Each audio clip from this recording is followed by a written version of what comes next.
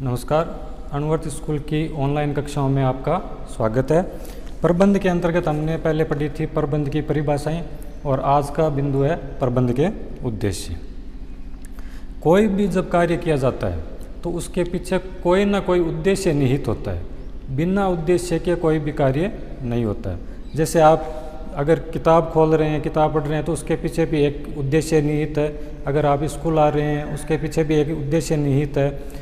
यानी ऐसा कोई भी कार्य नहीं है जिसके पीछे कोई उद्देश्य निहित नहीं होता। बिना उद्देश्य के कोई कार्य नहीं किया जाता। अब प्रबंध के अंतर्गत उद्देश्यों को 4 भागों में बांटा गया है: प्राथमिक, सहायक, व्यक्तिगत और सामाजिक उद्देश्य। तो सबसे पहले लेते हैं प्राथमिक उद्देश्य।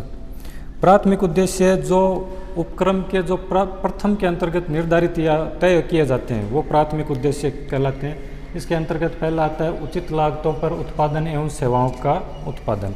यानी जो उत्पादन किया जा रहा है उपक्रम के अंतर्गत उसकी जो लागतें हैं, कॉस्ट, मटेरियल कॉस्ट है, वो एक निर्धारित और उचित होनी चाहिए। यानी फेयर कॉस्ट पे ही कार्य होना चाहिए। सेवाओं का उत्पादन वो भी एक फेयर कॉस्ट पे चलना चाहिए। उचित मूल्य पर वितरण, जो उत्पादन का निर्माण हो रहा है या जो उत्पादन है उस पर उचित मूल्य पर ही उसको डिस्ट्रीब्यूट करना चाहिए। उचित पारिश्रमिक, फेयर रेम्यूनरेशन होना चाहिए। मतलब जो कार्य कर रहे हैं व्यक्तिगत मानवीय संसाधन, उनके लिए जो पारिश्रमिक है वो एक उचित मात्रा में होना चाहिए। उचित मात्रा में लाभ का अर्जन करना, यानी कोई भी आप उपक्रम या चला रहे हैं तो उसके अंदर जो वस्तु का उत्पादन हो रहा है उसके लिए लाभ का अर्जन एक उचित मात्रा में होना चाहिए। क्योंकि अगर कम लाभ होगा तो व्यवसाय बंद हो जाएगा।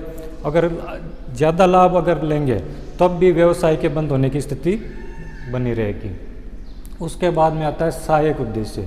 सहायक उद्देश्य वो होते हैं जो प्राथमिक उद्देश्यों को प्राप्ति के लिए बनाए जाते हैं। जैसे संसाधनों में गुणवत्ता प्रदान करना, यानी जो संसाधन है उपक्रम के अंतर्गत उनमें गुणवत्ता प्रदान करना। अब संसाधन 2 तरह के होते हैं, एक तो मानवीय संसाधन और दूसरा होता है भौतिकीय संसाधन। तो मानवीय संसाधनों में जो मानव है उनको नई नई टेक्नोलॉजी उनके बारे में बताना और उनसे कम खर्चे पर अधिक से अधिक कार्य करवाने के लिए प्रेरित करना, उनको अच्छा निर्देशन देना, उन पर नियंत्रण रखना। और दूसरा होता है भौतिक। भौतिक के अंदर जो मशीनरी है, नई टेक्नोलॉजी का उपयोग करना जिससे कि कम से कम खर्च में अच्छे से अच्छा उत्पादन बाजार में आ सके।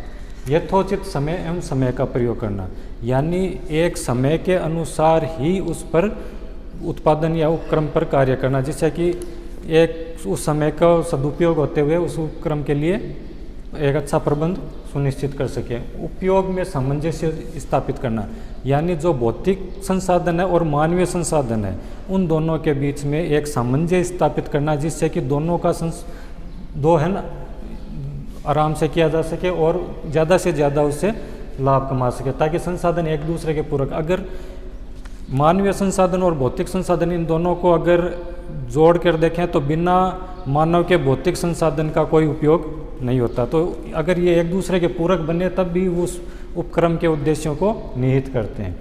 तीसरा आता है इसमें व्यक्तिगत उद्देश्य, गैर मानवीय संसाधनों का संचालन। अब गैर मानवीय संसाधन कौन से होते हैं? जो उपक्रम की मशीनरी है, उपक्रम का जो फर्नीचर है, मतलब टोटल ऐसी वैल्यू, ऐसी संसाधन जो उस उपक्रम के अंदर है और जिसका उपयोग एक मानव द्वारा किया जाता है, वो गैर मानवीय संसाधन होते हैं। उनका समुचित रूप से प्रयोग करना। दूसरा आता है सभी वर्ग की आकांक्षाओं का पूरा करना। अब एक फर्म के अंतर्गत 3 तरह के हम देख सकते हैं। पहला तो होता है उद्यमी, दूसरा होता है प्रबंधक और तीसरा होता है निम्न स्तर का या कर्मचारी कह सकते हैं। ये 3 वर्ग निर्धारित करते हैं फर्म के अंतर्गत। और तीनों फर्मों के जो 3 है, उद्यमी, प्रबंधक और कर्मचारी, ये तीनों अगर संतुष्ट हो रहे हैं उपक्रम से तब भी व्यक्तिगत उद्देश्यों की प्राप्ति हो रही है। तीनों वर्ग की आकांक्षाओं को पूरा करना है। उनकी सैलरी, जैसे प्रबंधक है तो उनकी सैलरी, कर्मचारी है तो सैलरी, उद्यमी है तो उसका लाभ का रेशियो, ये टोटल एक दूसरे से पूरा है। और इन सभी वर्गों को संतुष्ट अगर किया जाता है तभी व्यक्तिगत उद्देश्यों की प्राप्ति होती है। उसके बाद में आता है सामाजिक उद्देश्य। सामाजिक उद्देश्य के अंतर्गत समाज के सभी संसाधनों का विकास एवं समुचित उपयोग करना।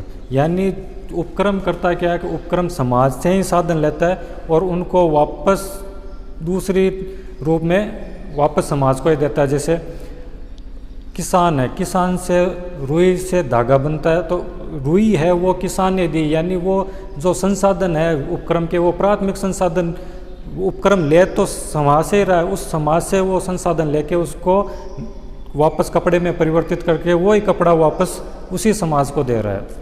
यानी समाज के उद्देश्य समाज से इस संसाधन लेके समाज के ही वो संसाधन वापस पुनः लौटाए जाते हैं। समाज के सभी संसाधनों का विकास करना एवं उसका समुचित उपयोग करना, समाज के प्रत्येक घटक की इच्छा पूर्ति करना, यानी समाज में जो समाज की आवश्यकता है उस आवश्यकताओं को कम से कम लाभ पर समाज को संतुष्ट करते हुए कम से कम लाभ कमाना उसका एक प्रबंध का मेन सामाजिक उद्देश्य के अंतर्गत आता है। अब आपके बुक के अंदर सामाजिक उद्देश्य जो प्रबंध के उद्देश्य दे रखे हैं वो है 4। अब नेक्स्ट टॉपिक में देखेंगे प्रबंध के महत्व।